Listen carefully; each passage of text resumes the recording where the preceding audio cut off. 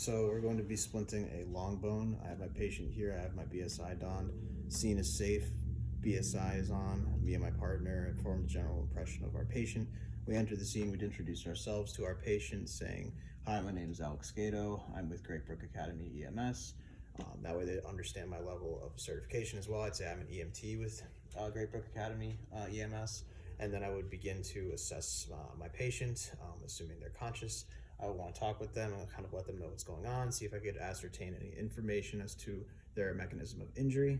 And then once that's done, I would likely probably see them, in this case for the station, holding an arm in a position of comfort, the injured arm in a position of comfort. And so I would allow them to continue to hold that arm. And I would tell this patient that we're going to splint the injured arm. And so I measure out the splint on the uninjured arm, ensure that I have the correct length, fold the splint appropriately to allow the arm to fit nicely into the mold of the splint, and then splint that arm, allow the patient to hold the splint and that arm after sliding the splint into place. And then I want to attach the splint to the arm like so. Taking a bandage now. This would be probably more bandaging if this was an adult patient, but for the sake of this video, this is what we're working with.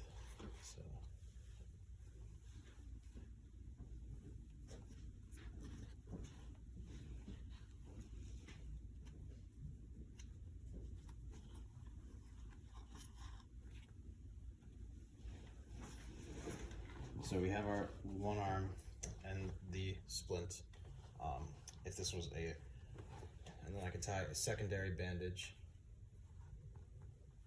a cravat, I should say, to the arm.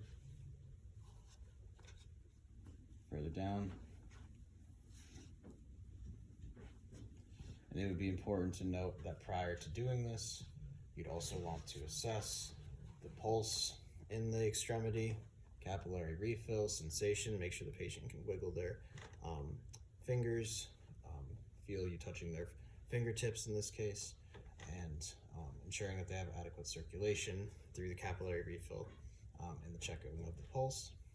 So with this in place now, patient's still holding this, obviously not in this case, but so then I would apply the actual sling to this patient. So bring this around here, bring this up around here.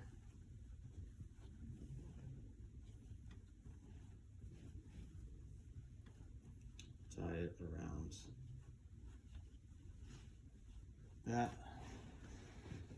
And I'll put some padding there so that it's not just up against my patient's skin.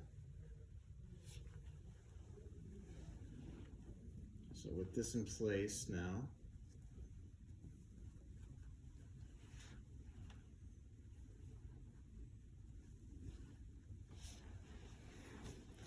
I would grab a second bandage and you could either wrap it around the opposite shoulder that you wrap this one around, or you could wrap it around lateral or horizontally, but we're going under the arm either way. So again, ensuring the stability. It's in a position of natural, hands in a position of natural motion on this thicker part of the splint.